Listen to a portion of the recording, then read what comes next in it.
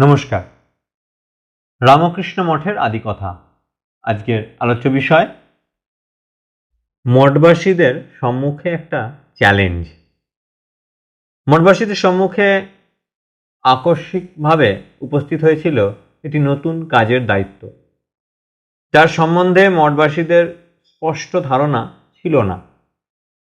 তাদের না ছিল জনবল, অর্থবল বা সাংগঠনিক কর্মের অভিজ্ঞতা, কিন্তু অনুপ্রাণিত মঠবাসীগণ এই দায়িত্ব একটা চ্যালেঞ্জের মতো গ্রহণ করেন। তাদের কয়েকজন দুঃসাহসে ভর করে এগিয়ে যান।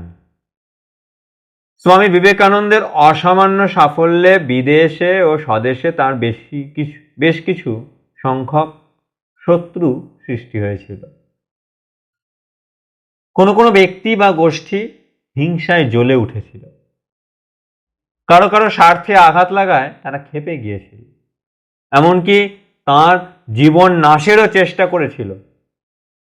এদিকে স্বদেশে স্বামীজির অনুরাগী বৃন্দ কিংকর্তব্যবিমূঢ় হয়ে জল্পনা কল্পনা করছিলেন। আমেরিকাতে তার বেদান্ত প্রচারের রথখানার গতি বাধাশূন্য করবার জন্য স্বামীজি আলাসিঙ্গা পেরুমলকে 9 এপ্রিল 1894 তারিখে নির্দেশ দেন মাদ্রাজে একটা বৃহৎ জনসভার আয়োজন করে একটা প্রস্তাব গ্রহণের জন্য। প্রস্তাবের মূলে থাকবে যে স্বামীজি ব্যাখ্যাত হিন্দু ধর্ম যথাযথ হয়েছে।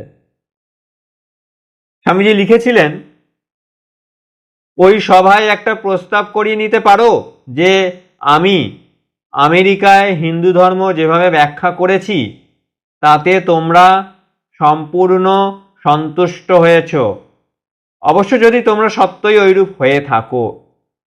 প্রস্তাবটি এমন ধরনের হতে হবে যে মাদ্রাজের হিন্দু সমাজ যারা আমাকে এখানে পাঠিয়েছিলেন তারা আমার এখানকার কাজে সম্পূর্ণ সন্তোষ প্রকাশ করেছেন। সেই প্রস্তাব আমেরিকায় কয়েকটি প্রধান পত্রিকায় এবং শিকাগো ধর্ম মহাসভার সভাপতি ডক্টর ব্যারোসকে পাঠাতে হবে। অবশ্য এই চিঠি মাদ্রাজে পৌঁছাবার আগেই 28 এপ্রিল 1894 মাদ্রাজ শহরে পাঁচাইয়াপ্পার হল এ একটা বড় জনসভা অনুষ্ঠিত হয়েছিল। উদ্যোক্তা ছিলেন স্বামীজির অনুরাগী স্থানীয় যুবকবৃন্দ।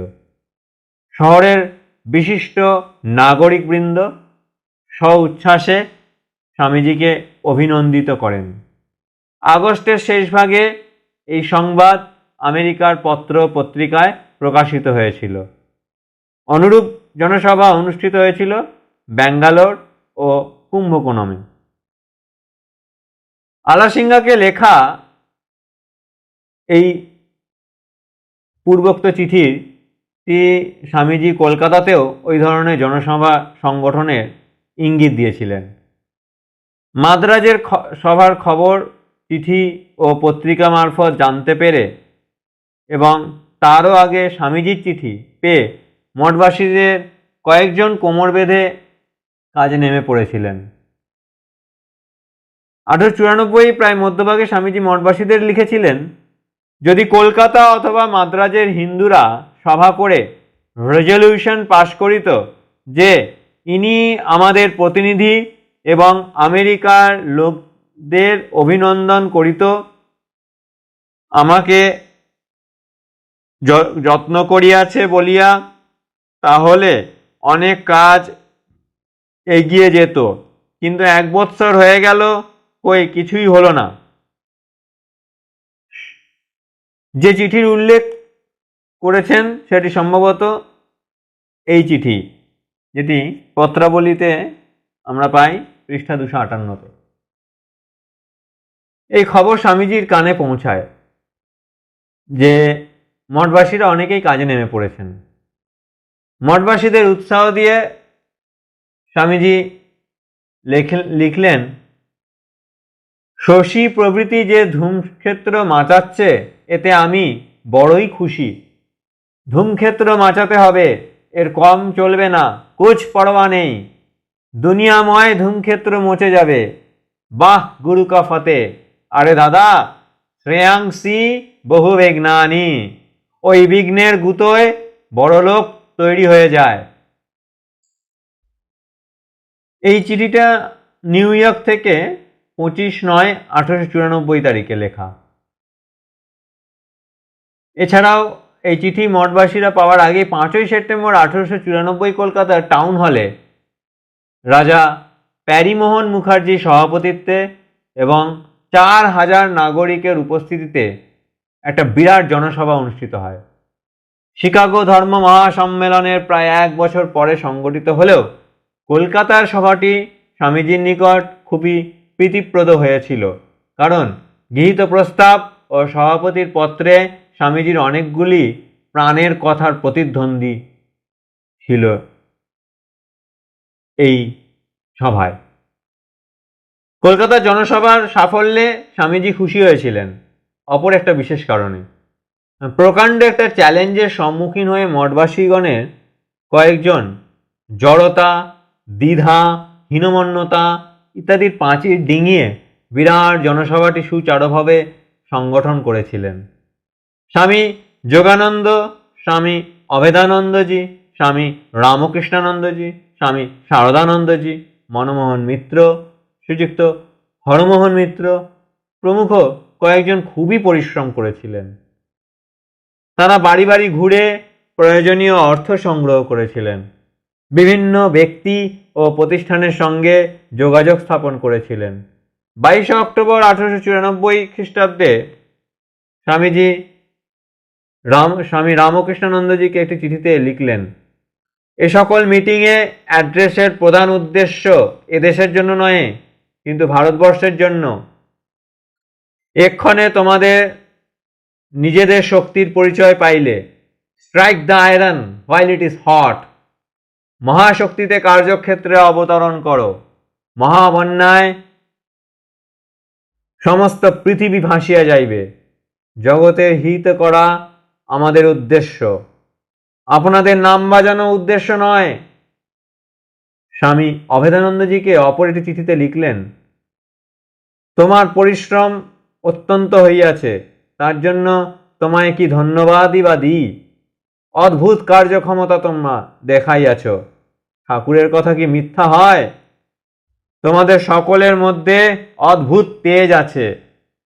ঠাকুরের কাজের জন্য একটু হাঙ্গামার দরকার ছিল, তা হয়ে গেছে, বেশ কথা। তোমরা যতদিন কোমর বেঁধে এক কাট্টা হয়ে আমার পিছে দাঁড়াবে, ততদিন পৃথিবী একত্র হলেও কোনো ভয় নাই। আমার সহায়তা করিতে যাইয়া ভাতৃস্নেহাৎ তোমাদের মধ্যে যে পৌরুষের আবির্ভাব হইয়াছে, তাহাই প্রভুর কার্যে নিযুক্ত করো, এই তোমাদের নিকট আমার প্রার্থনা। এই চিঠিতেই প্রকাশিত হয়েছিল স্বামীজির একটি গুরুত্বপূর্ণ অভিমত। তিনি লিখেছিলেন, ফলে এই পর্যন্ত বুঝিলাম যে আমাকে অতি উচ্চ আসন গ্রহণ করিতে হইবে। স্পষ্টতই মনে হয় স্বামীজি তাঁর নেতৃত্বের বৃহত্তর ভূমিকা সম্বন্ধে সচেতন হয়ে উঠেছিলেন। সামগ্রিক বিচারে একথা স্বীকার করতেই হয় যে রামকৃষ্ণ ভক্তমণ্ডলীর মধ্যে সাড়া পড়ে গিয়েছিল এবং দেশের বিভিন্ন প্রান্তে শিক্ষিত সম্প্রদায়ের মধ্যে উৎসাহ ও উদ্দীপনা দেখা দিয়েছিল। মাদ্রাজ, কলকাতা, ব্যাঙ্গালোর, কুম্ভকোণম ছাড়াও দেশের অন্যান্য অঞ্চলে সভা সমিতি সংগঠনের প্রস্তুতি চলেছিল। তখন স্বামী অখণ্ডানন্দজি গুজরাটের নাথদ্বারে। সেখানে থেকে প্রমোদদাস মিত্রকে 4/11/1894 তারিখে তার লেখা চিঠি থেকে জানা যায় বম্বেতে একটা সভার সম্ভাবনা রয়েছে। তিনি চেয়েছিলেন যে প্রমোদদাসবাবু কাশীধামের গণ্যমান্য ব্যক্তিদের স্বাক্ষরিত সংস্কৃত ভাষায় একটি ধন্যবাদ পত্র আমেরিকাতে ধর্ম মহাসম্মেলনের সংগঠকদের পাঠান। সম্ভবত তাঁর ইচ্ছা পূর্ণ হয়েছিল। এই অবসরে দেশবাসী তথা মঠবাসীদের মধ্যে জাগরণমুখ এই শক্তিকে স্বদেশ ও জগতের কল্যাণের জন্য নিযুক্ত করতে স্বামীজি ব্যগ্র হয়ে ওঠেন।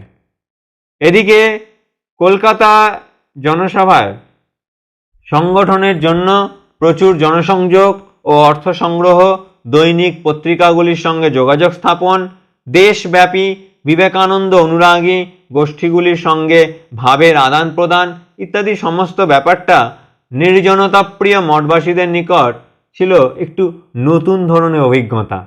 এর ফলে মঠ সম্বন্ধে জনসাধারণের কৌতূহল বাড়ে। স্বামী বিবেকানন্দ ও তাঁর গুরু ভাইদের সম্বন্ধে অনেকেই সশ্রদ্ধ হয়ে ওঠেন। ত্যাগী ও গৃহী ভক্তদের যৌথ প্রচেষ্টায় সফল জনসভা স্বামীজির ভবিষ্যৎ পরিকল্পনায় সাংগঠনিক প্রস্তুতির একটি দিগন্ত উন্মোচিত করে। এরই সূত্র ধরে স্বামীজি নূতন উদ্যমে মঠবাসীদের মধ্যে তাঁর ভাবনারাশি সঞ্চালিত করতে থাকেন। ওম শান্তি শান্তি শান্তি। হরি ওম তৎসৎ। শ্রীরামকৃষ্ণার্পণমস্তু। আজ পর্যন্ত।